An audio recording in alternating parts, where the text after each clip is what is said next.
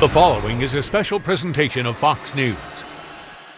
This program contains footage depicting military and special forces activities, along with Department of Defense training video. Recreations, illustrations, and authentic footage are also used to illustrate what SEAL Team 6 experienced while preparing for and executing the mission that killed Usama bin Laden.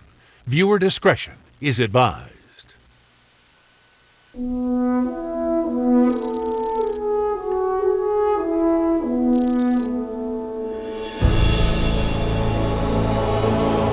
I learned as a sniper on recon and surveillance missions that it gets very boring for 72 hours watching something.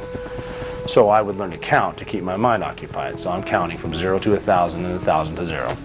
80 minutes into the 90-minute flight, we bank to the south, and I'm counting 556, 557, 558. As I'm counting, for some reason, I remembered a quote from George W. Bush on 9/11. Freedom itself was attacked this morning by a faceless coward. And freedom will be defended. And I kind of got goosebumps in them. First off, like, how in the world did I just remember that? And then I thought, you know what, forget counting. I started saying that over and over. Freedom itself was attacked this morning by a faceless coward, and freedom will be defended. And then it kind of hit me then. So after weeks of training, 82 minutes into a flight, I'm like, I'm on this mission. And we're going to kill him. Laden country, Toronto. Good evening, I'm Peter Ducey. Over the next 2 nights, you will meet one of America's bravest warriors. For more than a decade, he served through multiple wars and through dangerous missions too numerous to count. He served as a Navy SEAL, a member of the famed SEAL Team 6. And on the night of May 1st, 2011, he was a part of Operation Neptune Spear, as the second man through the door into the room where the world's most wanted terrorist was hiding. He fired the fateful shots that brought the biggest manhunt in world history to an end. His name is Robert O'Neill, and he is the man who killed Osama bin Laden. The face we are looking at is the last face that Osama bin Laden saw on Earth. Yeah, I mean, if it was light enough, I was definitely the last person he saw. You trained on targets with his face on them. Yeah. What was it like to kill the actual guy? It wasn't real. It was another guy in a house that we shot. It didn't sink in. It didn't sink in for a while. Has it sunk in now? Yeah, it has now. I've thought about it every day for a number of years. I'm still trying to figure out if it's the best thing I've ever done or the worst thing I've ever done. How could it be the best? We accomplished our mission, and I was a big part of it. Well, I was a part of it. And how could it be the worst? I don't know what's going to happen. And it's something I have to live with every day. Before the war on terror and the hunt for Osama bin Laden took Rob to the farthest reaches of the globe, the quiet mining town of Butte, Montana was home. This is where his story begins. Rob O'Neill had a normal childhood. He played basketball for Butte Central Catholic High School, worked odd jobs around town, and was always surrounded by family and friends. What's it like coming back to Butte? It's always great coming back to Butte. Just the scenic view of the city up on the hill, the Big M, just the locals. It's a great home feeling. This is home. It's where I grew up, and it's just, everything's so familiar. It hasn't really changed in 20 years. And so where are you taking me? We're going into the freeway for what's called a WAP job. And this is the first stop. Every time I fly in, if I fly into Butte, we come right here. If I fly into Bozeman, we drive from Bozeman, and on the way over, I text everyone saying, we're going to get chops. And they know what we mean. So here they are. There we go. This is exactly what we need. Thank you. And this is your favorite sandwich in the world? In the world. Yeah, this is the reason to come home to Butte, is to get one of these. Yeah. Cheers. Butte was a copper boom town in the late 1800s and later grew into Montana's 5th largest city. It's a really good town. It's a blue-collar town. It's got a lot of history with the mines, people working hard, people playing hard, people eating hard, a lot of good food here. It's great people, great attitudes. Like many Montana natives, much of Rob's childhood was spent outdoors. There's a lot of skiing, a lot of snowboarding, hunting when it's time to hunt, when it gets nice, a lot of fishing, really good mountains for hiking, a lot of outdoor type stuff, shooting. So how old were you when you first fired a gun? I was probably about 13, maybe 12 or 13. Right around the time my dad and I started hunting. I remember I was too young to hunt. You'd have to be a certain age, but I could go hunting. Once he was old enough, hunting trips with his father became a favorite pastime. We really got into it. We'd go out every chance we had. Obviously every weekend, and then if, permission was given during the week. After high school graduation, Rob didn't really know what was next. I had a job at McDonald's. It was my first job. I worked at a place called the Vu Villa, which is a pizza place, uptown Butte, and bar on awesome, best taco pizza in the world. I moved furniture for a little while, worked in a mine for a few months. But rather than follow the path of many who have turned jobs in the mines into a lifelong career, Rob wanted something different. It was here that he learned to drive a car. It was here that he learned to fire a gun. And it was here that fate intervened and led him through the doors of a military recruiting office. I was in a relationship with a young lady, and that went sideways. And that was kind of the tipping point, time to leave town. And it was funny, when I got to the Navy, 95% of the guys there were there for the same reason. That was the point where I was in I need to get out of town mode. That was the easiest way to get out of town. And I went in to join the Marine Corps. I went and just talked to the Marines, see what he had, because Marines are just cool and they're really good at marketing and they have the best uniforms.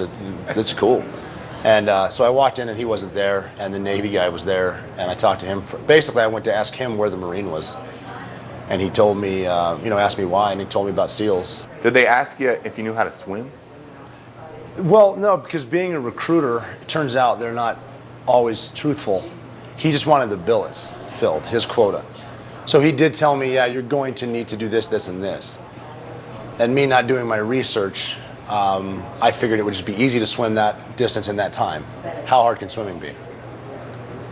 It's pretty hard, yeah. Swimming's not that easy, especially when you don't know how to do it. And when you say that you didn't know how to do it? No, I didn't know any technique at all. I could keep myself alive in a pool, but there was no technique involved. Talked into signing up to be a Navy SEAL, Rob suddenly realized he needed to learn how to swim fast. So he headed to the pool at the local college and basically moved in. And I would swim every day. I had some help with some friends from high school that knew how to swim really well. When you got to SEAL training, where were you in terms of ability? As far as swimming? Yes. Oh, the bottom. We had guys in there that swam 4 years in college, a lot of water polo players, mainly all high school swimmers. It's competitive. And then me. So it was eye-opening. Still to come tonight on the man who killed Osama bin Laden. It was infuriating to see the symbol of the greatest nation gone. We wanted to go.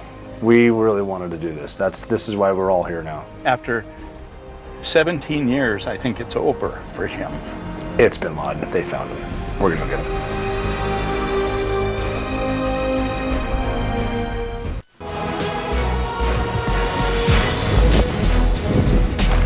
Rob O'Neill had 1 year of college under his belt, a job delivering pizzas, and only a basic grasp of swimming when a recruiter convinced him to enlist and become a Navy SEAL.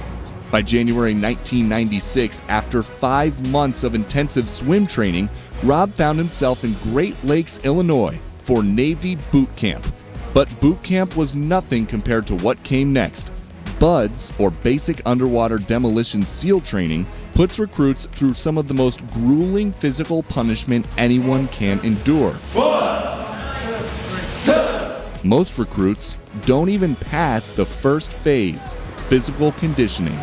General workouts every day eventually wear into 1,000 push-ups a day, 1,000 sit-ups a day, 1,000 flutter kicks a day, hundreds of pull-ups, a bunch of times around the big scary obstacle course. There's obstacles there, but the first time you do it, if you fall off, you're going to break your neck. Miles and miles of soft sand, you're running in all the time. It's a mile from where we'd work out to the galley, so you're running 6 miles a day just to eat, and then the other 12 miles on top of that. Lots of swimming, lots of pool drills, and then just the instructors messing with you the whole time. And you have to run everywhere. You can't walk anywhere. Even if you're going to do stuff, you're running, and the instructors will find you and drop you. And every time you drop, it's like 25 push-ups at first, and it goes to 35 and then 50 as the phases go on. There's tests every single day, pass or fail, like the drown proofing, which is pretty famous, where they tie your hands behind your back and your feet together and throw you in the water for 45 minutes at a time, probably, where like you're exhaling all the air so you can sink, kick off the bottom, come up and breathe. You have 10 minutes, swim the length of the pool. Floating's hard when you're tied up. They make you float for 5 minutes and you can't touch the bottom, and then swim down and grab a mask with your teeth and do flips, and then come up and show them, and then they let you out and untie you. And that's where a lot of people lose it, because for some reason, I guess it's not natural to be tied up and thrown in a pool. There's a 5.5 nautical mile ocean swim for completion, 14-mile run at one point. We actually did the 5.5 mile swim twice in 4 days. It was a Friday that we did it. And the instructors didn't like us very much, and they said, as opposed to swimming with the current, we're going to go down to Mexico and swim back to Coronado because the tides are going that way, even though for the past 2,000 years they haven't been. So we swam against the current, and we hit the time limit where hypothermia was set no matter what you're wearing, like 5.5 hours or whatever. And they pulled guys maybe 50 meters from the end. So we technically didn't finish it. So we came in Monday, and they were like, hey, we were going to have the dive physics class today, but instead, since we didn't finish the 5.5 mile swim, we're just going to do that. So go grab your fins. And that's probably the meanest thing anyone's ever done to me. Every week you have a tested 2-mile ocean swim for time, a tested 4-mile run for time, and the time decreases as you go on. And then in between these tests, you're doing calisthenics and getting your butt kicked. Part of the way through physical conditioning comes Hell Week, 5.5 days of non-stop training. 20 hours a day, with at most 4 hours of sleep at night. During Hell Week, recruits run more than 200 miles. The way that I remember feeling was, I know I have a past, I know I came from somewhere, but that's gone and I have no future. I'm going to be in hell for the rest of my life. That's what it felt like. This is the worst place I've ever been. Until you get a day off, then it's the best thing you're doing. Because they give you weekends off because you need it to heal. So, the saying is everybody wants to be a frogman on Friday, especially when the sun's still out. And Sunday night, you're like, oh boy, here we go again. And it was just a miserable experience. The next phase of SEAL training includes combat diving and scuba, where recruits learn to operate above water and deep beneath the surface. After that comes land warfare, explosives and weapons training, and small unit tactics, followed by 26 weeks of more advanced SEAL qualification training. There never really was I'm sure I can do it. It's just I'm sure I'm not going to quit. And I don't know if that's part of the attitude here. I knew I wasn't going to, there was no chance of me quitting. They're going to throw me out or I'm going to get hurt. But I'm not going to just say you got better of me. And some good advice that was given to me, just little things like I had an instructor once tell me, I'm never going to ask you to do anything impossible. So it'll be really hard, but it's not impossible. You can do it, just don't quit. And then another guy said to me, I don't understand how you can quit, because when you quit, you take your helmet off and your name's on it, and you ring the bell, you put the helmet down, the helmets are in line. And someone just said to me, how can you quit and put a helmet with your father's name in the quitter's line? It's like, that's just good advice. 26 weeks into it, it's graduation week, it's like, holy crap, I'm gonna make it. And he did, but the training didn't end at graduation. Then it was off to parachute school and even more advanced pre-deployment courses. You survive SEAL training. You become a Navy SEAL, officially. Mm-hmm. What was your first job? My first job, I was assigned to a platoon, Bravo platoon, SEAL Team 2. We went to the range and we were shooting Navy qualifications, and I was a pretty good shot. And I did so well, my boss said, well, this new guy's a good shooter, let's send him to sniper school. So during that first, they called it a workup, which is the training cycle a platoon does before it deploys. They sent me to Camp Atterbury, Indiana for Naval Special Warfare Scout Sniper School, and I became a sniper. And soon the boy from Butte, Montana, who 1 year before had been delivering taco pizzas, was a Navy SEAL sniper. Coming up next on The Man Who Killed Osama bin Laden. The World Trade Center, tower number 1 is on fire. The whole outside of the building, there was just a huge explosion. We said the words Osama bin Laden within 30 seconds.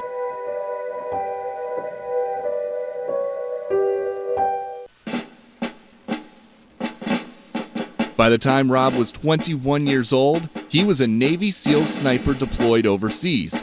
It was a fairly quiet time to serve in the United States military, but then, in an instant, everything changed.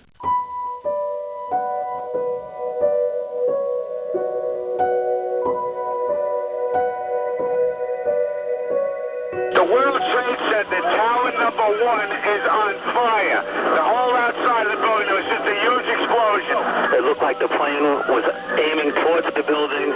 You have a second plane into the other tower of the Trade Center, major fire. One of the buildings is partially collapsed.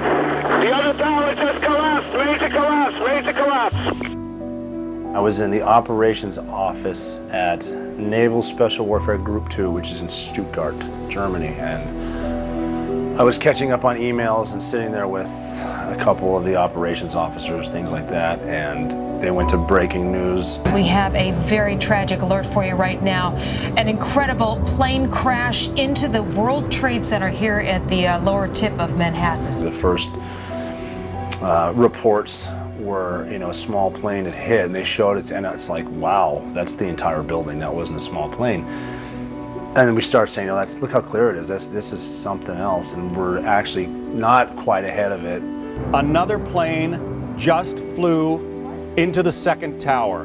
We saw the second plane hit, and instantly we're like, that's it. And we said the words Osama bin Laden within 30 seconds. We knew everything had just changed. We didn't know what was going to happen. It was a shot in the gut. It was surreal. It was painful, and it was infuriating to see the symbol of the greatest nation gone. And then you got people dancing in the streets overseas. You got the footage of Osama bin Laden in a cave laughing about it, and it's just one of those like, okay, I guess it's on, and we're gonna get you. Rob and his teammates were itching to get into the fight, but as the invasion of Afghanistan began, they would have to wait. They were gonna send the Tier 1 guys in from the Army and SEAL Team 6. As the war started, tactics were trickling down from SEAL Team 6. Because all we knew at that time, anyone knew, were Vietnam tactics, because we hadn't been to war seriously since Vietnam. I mean, there was Grenada, Panama, Desert Storm, which was a couple hours. So no, we only knew what we knew. We only knew Vietnam, but then there's the guys coming back saying, okay, this is what guys are doing in gunfights. So they honed their craft and continued to train, while in the Middle East, another storm was brewing. At this hour, American and coalition forces are in the early stages of military operations to disarm Iraq, to free its people, and to defend the world from grave danger. Now this is 2003, and the invasion in Iraq is happening. So we're like, well, we're definitely going to be a part of that. And so we were actually in the Mediterranean Sea on an amphibious ship, and we were going to go in with the Marines as they invaded. But as they headed towards Iraq, another crisis was flaring up. Liberia's civil war had made the country extremely dangerous, so President Bush ordered the SEALs and a group of Marines to evacuate all Americans to safety. So we ended up turning around and going to Liberia while everyone else went to war. We swam into Liberia and did a survey of the beach so Marines could go in and grab the Americans out. So we missed the war, that deployment too, and then that was when I figured it was time to go to SEAL Team 6 because they're fighting everywhere, and that was the decision I made. Being a member of SEAL Team 6 is the ultimate goal of many Navy SEALs. Officially known as the United States Naval Special Warfare Development Group, or DevGru, they are the best of the best, the proverbial tip of the spear. Becoming a member, however, is no easy feat. To get into SEAL Team 6, now they're training Navy SEALs to be part of a no-fail team. 50% of the Navy SEALs that try out for SEAL Team 6 don't make it. And that's saying something, because these are serious dudes. Things heated up quickly, with SEAL Team 6 tasked with hunting down insurgents and high-value targets in Iraq and Afghanistan. It was probably 6 out of 7 nights a week that we would go out. And that's really where we learned how to fight. That's where we got as good as we did, because we learned from the enemy. The enemy knew our tactics before we started fighting them in Iraq, and they used them against us. What would a night where you're working be like? The intelligence people worked around the clock, so we generally go in there, find out what they've been watching all day, and based on what they were watching, what they found, we would pick a place to go, come up with a plan, brief the plan, get on the helicopters that were parked right outside, fly away, and then go into a house, find the bad guys, take them and their stuff, bring them back, and find more targets based on what they tell you, and then the next night's the same thing. How much concern was there that the houses were booby-trapped? There's concern. That became one of their tactics, where they would rig the house and wait for people to enter and blow it up. You just kind of need to look for what doesn't belong here. But yeah, I mean, it's spooky, dude. I've walked in houses where there were bombs. We went in, we're face to face with a big drum of homemade explosives right in the middle of the room, wired. You'd say the code word for what means get out of here quietly, but abruptly, and then people jumping off the roof. Did you ever think there was a chance you were going to pull the sheets down to see if somebody had a vest, and when you look, it's bin Laden? No. During those raids, it was all low-level thugs that were making bombs and killing Americans. Every one of these guys we take off the street were saving someone's lives, because there are people in every branch of the military that had a much more dangerous job than we did, because we were able to fight on our terms. We got people out there, Marines, Army, we got Navy guys out there driving around in vehicles, wondering when they're gonna blow up. It was better to target IED makers, because you're taking them off the battlefield. Coming up next, before the bin Laden mission, Rob was on the front line of another crisis that would end up as a Hollywood blockbuster, the rescue of Captain Richard Phillips. That story, and never-before-seen video from that mission, when the man who killed Osama bin Laden continues.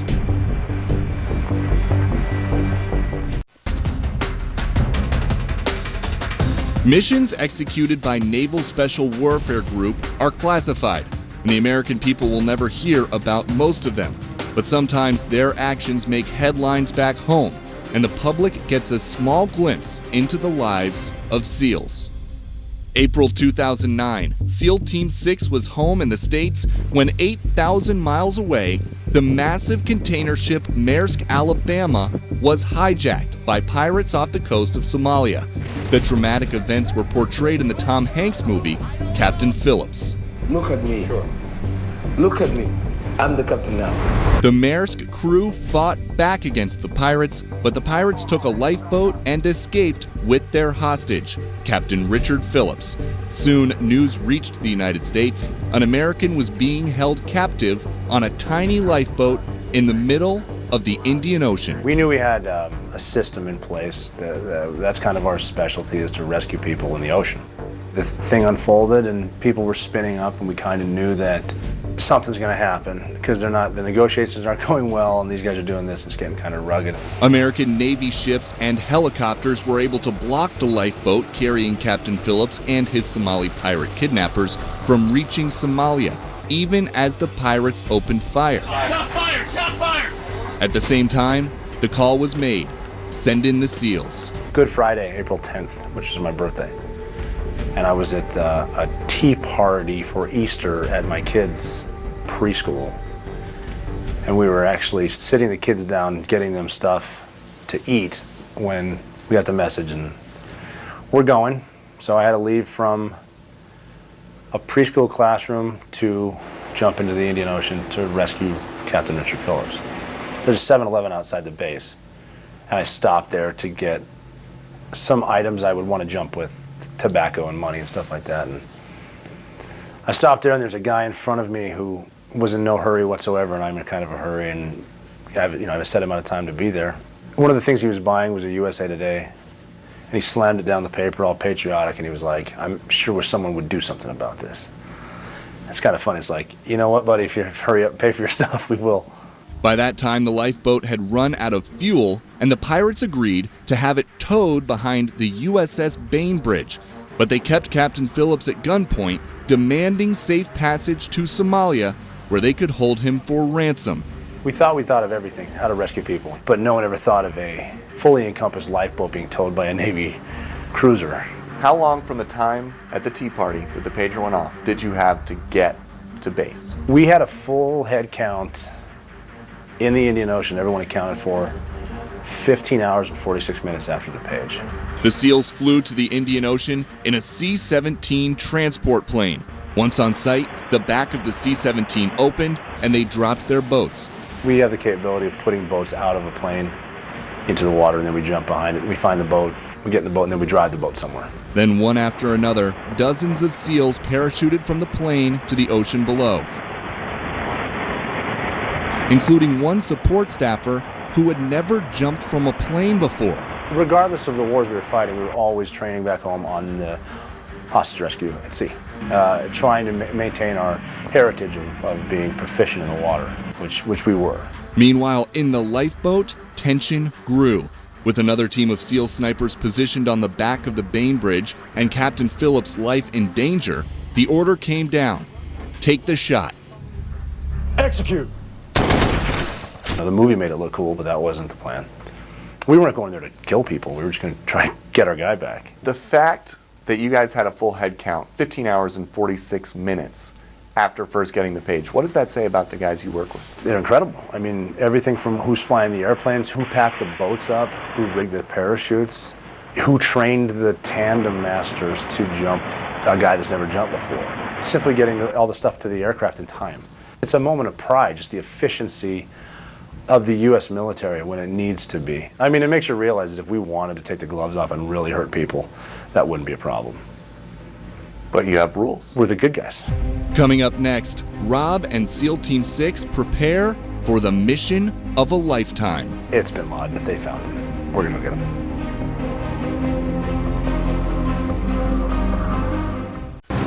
As the war in Afghanistan stretched into its 10th year, it was easy to think that the world's most wanted terrorist might never be found. It even got to the point during the wars, I would tactically question people on target, suspects, whether or not, and we would ask them almost because out of boredom, like, you know, whose house is this? Who's the man of the house? Who lives here? And then we would say, where's Osama bin Laden? And they would laugh, and we would laugh. It's like, who? Like, you're never going to find him.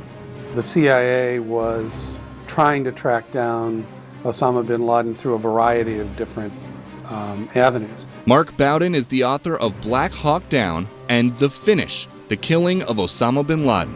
One of the primary threads was thought to be his courier system, and an individual who was known, who was called Al-Kuwaiti. They followed him as his vehicle returned to this house in Abbottabad. As they watched more and more, they realized that there was this man called the Pacer, who walked around in the garden outside.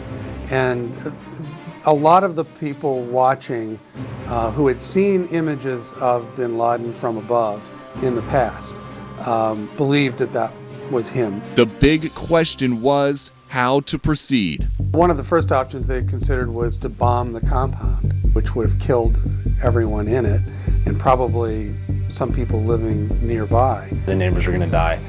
Everyone in the house is going to die, and then we'll never know if we got them. They also prepared the option of a very small missile or bullet, if you wish, shot from a drone that would target an individual. But that was an untested weapon. They weren't sure they wanted to risk shooting and missing, because if they shot and missed, it would tip off bin Laden if that was him, and he'd vanish again. They briefly considered a joint effort with the Pakistanis and some American forces, and they quickly got rid of that one because the Pakistanis will tell the people in the house we're coming and he won't be there. Then there was us.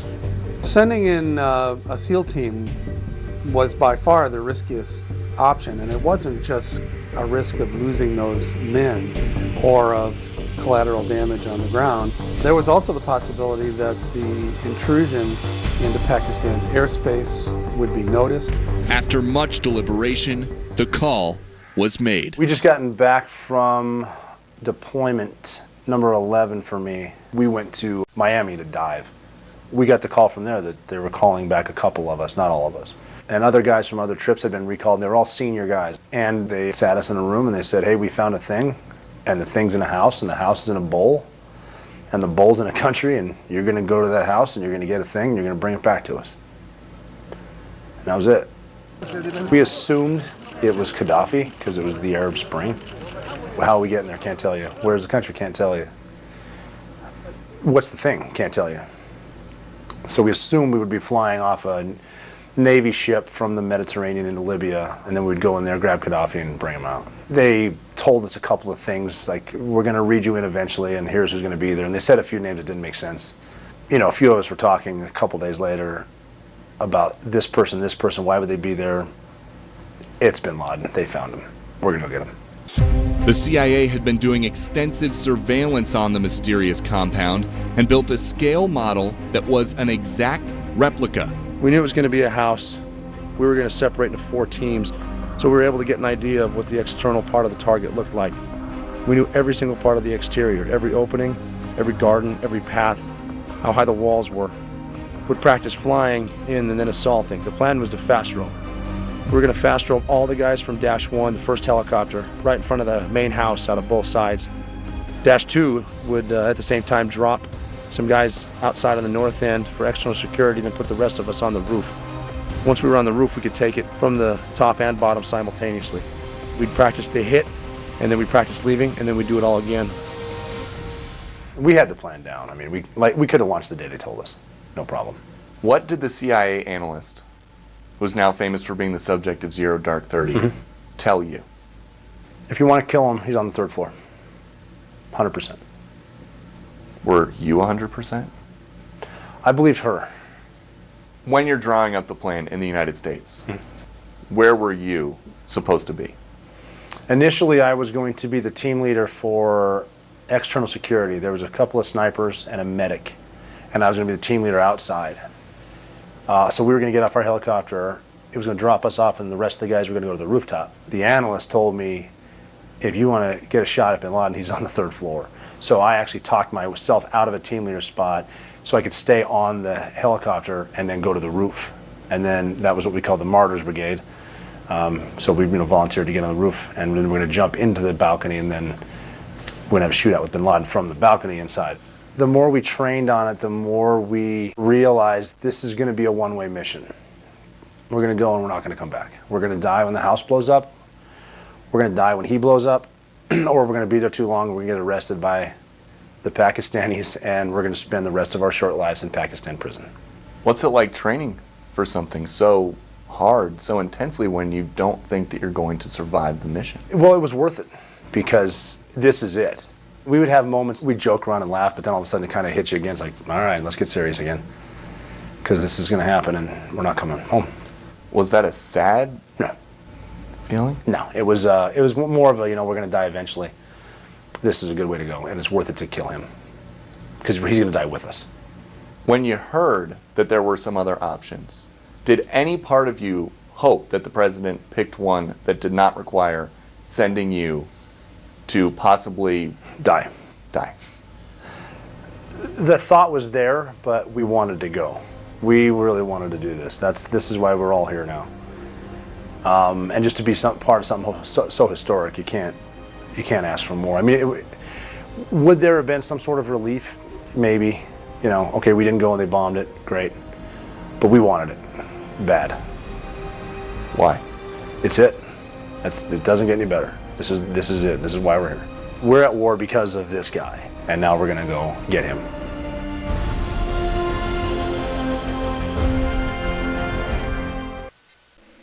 Tell me about the letters that you wrote your kids. I wrote one to pretty much everybody. It was more of an explanation of why we went, why it was noble, and why I'm not afraid. With the best people in the world, we're going on the most important mission since Washington crossed the Delaware. And it's worth it. I'm sorry that you're upset, but I died with the people I should have died with. It was sad. There's a few times when tears are hitting the pages. It's weird to the last. I'm going to call people, but this is a letter they're going to get from me explaining why it had to happen. Did you think they wouldn't understand? No, they'd all understand. The kids probably wouldn't, but I think eventually they would. And that's a piece of paper that they would have for their whole lives. Yeah. That piece of paper would be the last advice they ever got. Yes. From their dad. Yes. What'd you say? Like I talked about their weddings, Hope, wishing them happiness, take care of their mom. I think there's some apologies in there for, sorry I'm not around. The first thing I did when I got home was shred them. And I don't know if I'm happy about that, but, they're gone. Why'd you shred them? I didn't want to read them again. I don't want anybody reading them. Why not? It didn't happen. And I thought it was going to, well, instead of something horrible happening, something great happened instead. Before you left, you also called your dad. I did. He was the last person I called. I was actually in my gear, getting ready to launch on something I couldn't tell him, and I called him to say goodbye, and thanks for everything. The interesting part of our conversation, I don't know what he's doing. As I look back on it, I get choked up. Going into it, they might be heading to some deserted island to do something fairly benign, if that's ever possible with SEAL Team 6 guys. So I really don't know what he's up to, but he's calling me last. I know that he's telling me that he's boarding the bird. I'm the last one he calls, and he's checking in. Kind of thanking me for a lot of things, but just checking in. I couldn't say what's going on. I was like, hey, it's something along the lines of, it's nice that we got to know each other. Something like that, something that really got to him. And I wasn't trying to be sad, and I wasn't sad at the time. I was more excited, just saying, hey, because he knew I'd gone somewhere. He didn't have any idea where I was. And he just, he knew something was up. And so,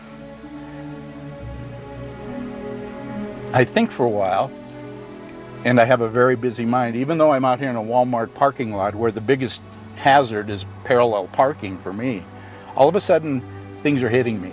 He told me later that he was in his truck at the Walmart right down the street here, and after I hung up the phone, he couldn't get out of his car for 20 minutes.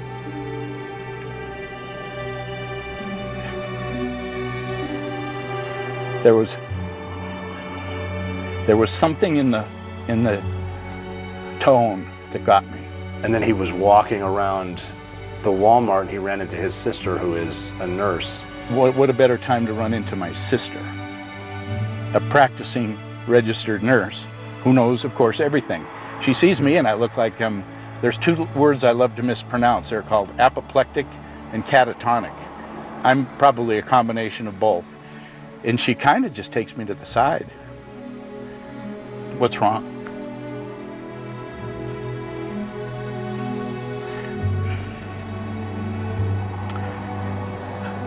Looking back now, I really do know what's wrong. At the time, I'm guessing. My mind is all over the place. But it's, after 17 years, I think it's over for him. What we typically say in every phone call is, I tell Rob how proud of him I am to this day, and that I love him.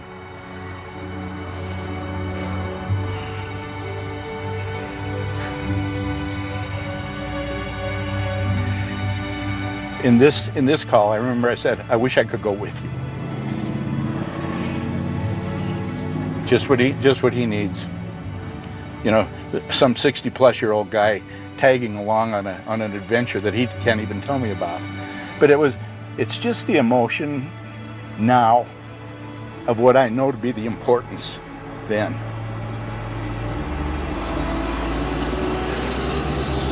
After 3 years and 4 months, it should get better. And it will. And then I guess he went home, and a few hours later, it's more of a, you've got to be kidding me type stuff. And then he's watching the press conference. Well, remember, he said he remembers watching Geraldo, and they're speculating, and then it was more of a, is everyone okay? And followed by a pride. And he knows the story better than I do. I just remember making that call and then getting on the helicopter to leave. We walked outside. There was a bonfire going. The boss on both sides, the admiral and the sergeant major, were there, as was the other SEALs. There's a couple proud words from our bosses, and instead of the usual handshake to the other SEALs, like, going to Michigan, give them a handshake and like, hey, all right, see you in a couple minutes, man, have a good fight.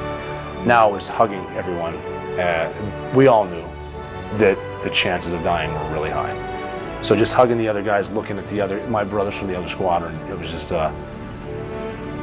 you know, I can only imagine it's like a feeling in the tunnel for an NFL player before he's about to run on the field in front of 100,000 people. It's like, it is time to do my job. And we drove to the helicopters, and then we had a minute around there.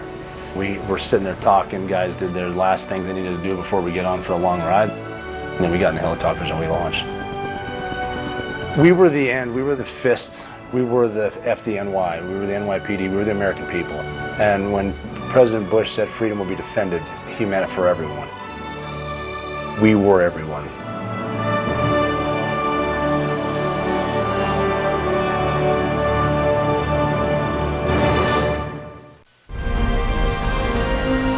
Coming up tomorrow night on part 2 of The Man Who Killed Osama bin Laden. 2 minutes out, the doors open, and it's not a training site in the mountains in the United States. I knew there would be a hallway, I knew there would be rooms off to the side, I knew there would be a stairwell at the end. Standing on 2 feet in front of me with his hands on his wife was the face that I'd seen thousands of times. It was UBL. My first thought was, we got him. We got him. We just ended the war. It would be irresponsible of me not to give everyone else closure. I remember a guy standing up in front of me telling me, explaining to his friend's daughter, why did God do this? Every single day, and he said, God didn't do this, the devil did this. You killed